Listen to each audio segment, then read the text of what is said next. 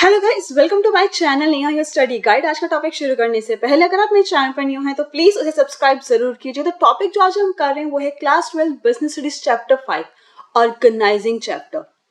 इसकी जो है इंट्रोडक्टरी वीडियो क्या थी, थोड़ा बहुत 2 वीडियोस जो है मैं इस चैप्टर की ऑलरेडी अपलोड कर चुकी हूँ।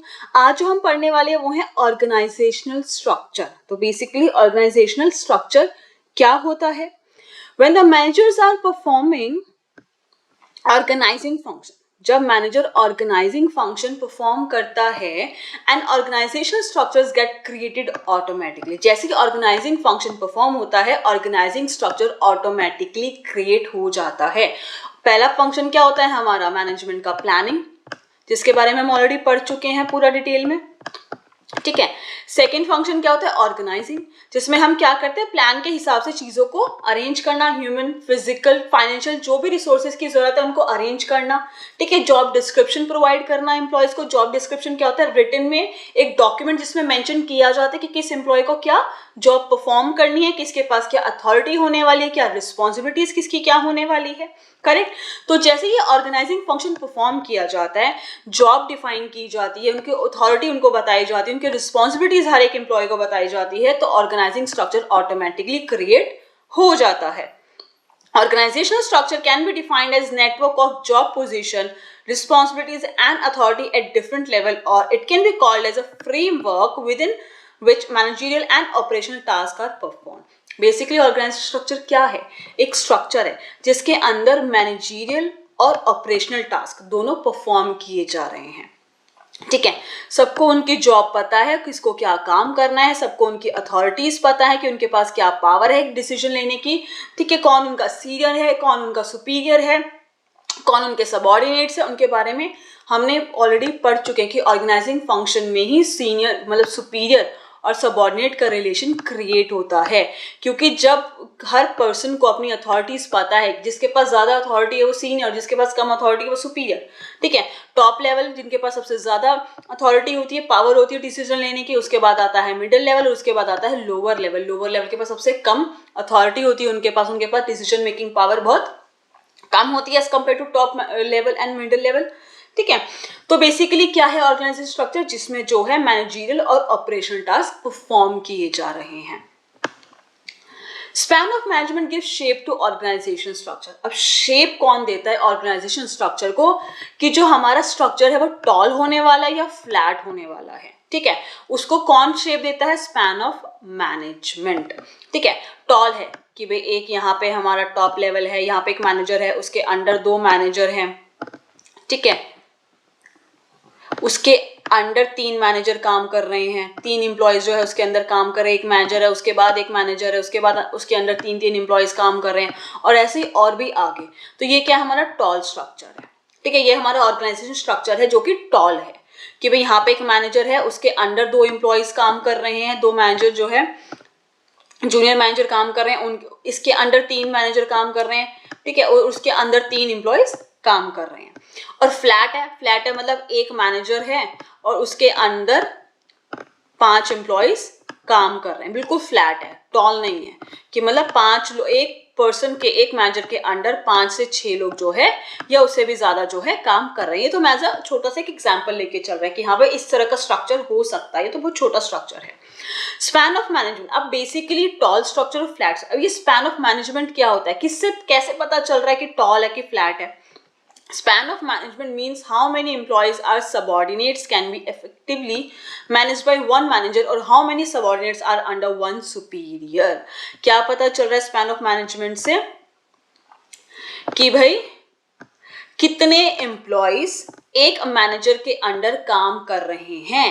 अगर span of narrow span of management का मतलब क्या है कि एक एम्प्लॉय के अंडर कम लोग काम कर रहे हैं। अब इस मैनेजर के अंडर में 2 ही एम्प्लॉयज हैं जिसका उसे ध्यान रखना है, यही 2 लोग हैं जो इसको आके रिपोर्ट करने वाले हैं इसके काम के बारे में कि हाँ भाई जो आपने हमें काम दिया था वो हम कर रहे हैं, उसकी प्रोग्रेस क्या है, ठीक है। एक मैनेजर के अंडर 2 ही एम्प्लॉयज यहाँ पे काम कर रहे हैं, तो मतलब नैरो स्पैन है जिससे कि स्ट्रक्चर टॉल होगा, क्योंकि एक के अंडर सिर्फ 2 ही जने काम कर रहे हैं, फिर इसके अंडर सिर्फ 2 या 3 ही काम कर रहे हैं, फिर इसके अंडर भी काम करेंगे, एम्प्लॉयज बहुत सारे हैं और प्रोजेक्ट्स हैं, ठीक है, काफी सारे एम्प्लॉयज की जरूरत पड़ेगी, काम बहुत ज्यादा होता है, तो कहीं ना कहीं नैरो स्पैन होगा तो टॉल स्ट्रक्चर बनेगा। नैरो स्पैन का मतलब एक एम्प्लॉय के अंडर जो एम्प्लॉयज काम कर रहे हैं, एक सुपीरियर के अंडर जो सबऑर्डिनेट्स काम कर रहे हैं वो कम है, तो टॉल स्ट्रक्चर बनता है, ठीक है। लेकिन अगर एक वाइड स्पैन का मतलब होता है कि एक मैनेजर के अंडर बहुत सारे एम्प्लॉयज, एक सुपीरियर के अंदर बहुत सारे सबऑर्डिनेट्स क्या कर रहे हैं,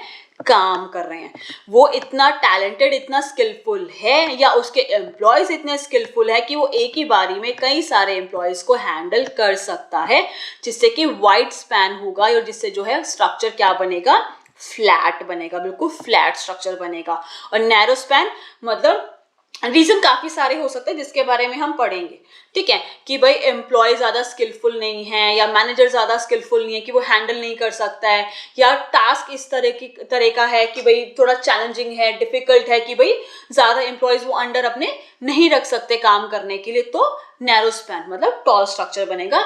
एक सुपीरियर के अंदर सबऑर्डिनेट जो है कम होते हैं काम करने के लिए। आई होप गाइस कि आपको ये क्लियर हो गया होगा कि नैरो स्पैन की जैसे टॉल स्ट्रक्चर क्यों बनता है और वाइड स्पैन की जैसे फ्लैट स्ट्रक्चर क्यों बनता है, स्पैन ऑफ मैनेजमेंट क्या होता है, ठीक है। इस तरीके के हमारे ऑर्गेनाइजेशन स्ट्रक्चर होते हैं जो स्पैन ऑफ मैनेजमेंट की वजह से इनको शेप मिलती है। The span of control depends upon, अब स्पैन ऑफ कंट्रोल नैरो होगा कि वाइड होगा, किस चीज के ऊपर डिपेंड करता है।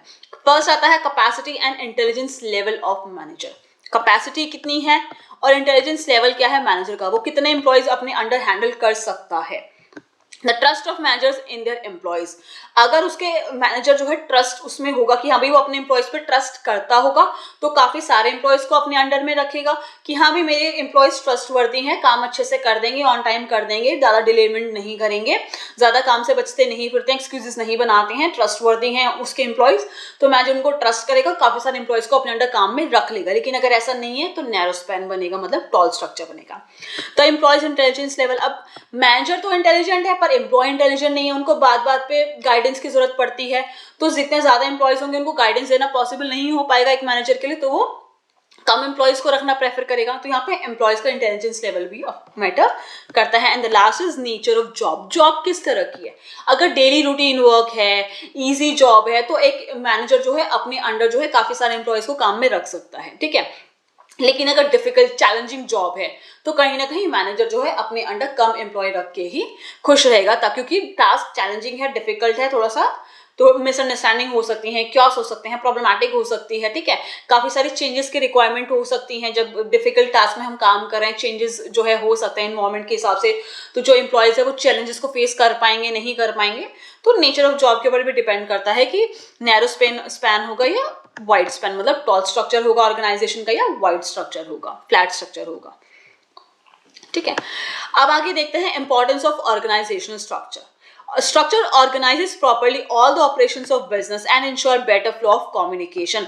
Structured और अगर organize जो हमारा organization है वो अच्छे से structured होगा, पता है हमें कि भाई किस तरह का हमारा structure है, तो क्या होगा, better control होगा और better communication possible हो पाएगा, correct। अगर स्ट्रक्चर ही नहीं पता है, कोई स्ट्रक्चर ही नहीं, तो कम्युनिकेशन में प्रॉब्लम आएगी। लेकिन अगर प्रॉपर स्ट्रक्चर है कि भाई इससे बात यहाँ जानी है, फिर इससे बात यहाँ जानी है, ठीक है, ये आपस में भी कम्युनिकेट कर लेंगे, उसके बाद अपने इस मैनेजर को बता देंगे, देन अपने इस मैनेजर को बता देंगे, तो कहीं ना कहीं बेटर फ्लो ऑफ कम्युनिकेशन के चांसेस ज्यादा होते हैं। A clear structure make it easy to check the responsibility of each part of business. एक क्लियर स्ट्रक्चर होता है तो रिस्पॉन्सिबिलिटीज पे भी चेक करते रहना जो है इजी हो जाता है। उस मैनेजर को पता है कि मेरे अंडर 3 ही एम्प्लॉय काम कर रहे हैं, तो वो इजीली उनके रिस्पॉन्सिबिलिटीज चेक कर लेगा। इस मैनेजर को पता है कि मेरे अंडर 2 ही लोग हैं, तो वो अपनी रिस्पॉन्सिबिलिटीज और इन एम्प्लॉयज की रिस्पॉन्सिबिलिटीज जो है अच्छे से चेक करता रहेगा। A clear idea about the working style of an enterprise can be known from organization structure. Organization structure अच्छा होगा तो कहीं ना कहीं वर्किंग स्टाइल भी पता चल जाएगा, क्लियर आइडिया आ जाता है कि भाई ये हमारा वर्किंग स्टाइल रहने वाला है, हमें किसे जो है किससे ऑर्डर मिलने वाले हैं और हम जो है किसको ऑर्डर दे सकते हैं, हमें किसे रिपोर्ट करना है, कौन हमें रिपोर्ट करने आने वाला है, एवरीथिंग। और ऑर्गेनाइजिंग फंक्शन में जो है मेथड्स क्या प्रोसीजर्स रहेंगे वो भी अच्छे से क्लैरिफाई कर दिए जाते हैं। Organisational structure allow correlation and coordination among human, physical and financial resources. जैसे कि हम ऑलरेडी पढ़ चुके हैं कि ऑर्गेनाइजिंग फंक्शन में क्या चीजें परफॉर्म होती है कि भाई ह्यूमन, फिजिकल और फाइनेंशियल रिसोर्सेज को अरेंज किया जाता है। इस तरीके से जॉब्स जो है डिसाइड की जाती हैं ताकि इनमें कोऑर्डिनेशन कोरिलेशन बना सकें। फाइनेंशियल मतलब ऑर्गेनाइजिंग फंक्शन में हर एक को जॉब डिस्क्रिप्शन दे दिया जाता है ताकि डुप्लीकेशन ऑफ वर्क ना हो। डुप्लीकेशन ऑफ वर्क नहीं होगा, एक काम 2 बार रिपीट पे नहीं होगा, 2 एम्प्लॉय सेम काम कर रहे हैं, कोई फायदा नहीं है।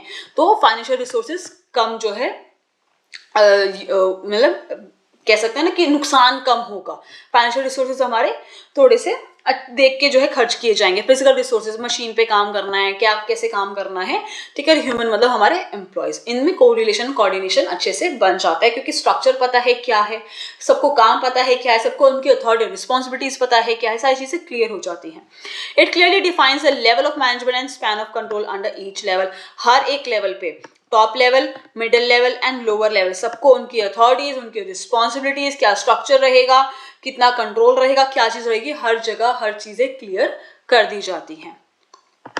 तो ये था गाइस हमारा ऑर्गेनाइजेशन स्ट्रक्चर का टॉपिक। आई होप कि आपको जो है ये टॉपिक क्लियर हो गया होगा। अगर आपको कोई भी डाउट हो तो मुझे जो है कमेंट सेक्शन में पूछ सकते हैं। अगर आपने अब तक मेरे वीडियो को जो है लाइक नहीं किया तो प्लीज़ उसे लाइक ज़रूर कीजिएगा, शेयर कीजिएगा। अगर आपने अब तक मेरे चैनल को सब्सक्राइब नहीं किया तो प्लीज़ उसे सब्सक्राइब जरूर कीजिएगा। मैं इस चैप्टर से जो और टॉपिक है उनकी वीडियो बहुत जल्दी अपलोड कर दूंगी। Thank you so much guys मेरी वीडियो देखने के लिए।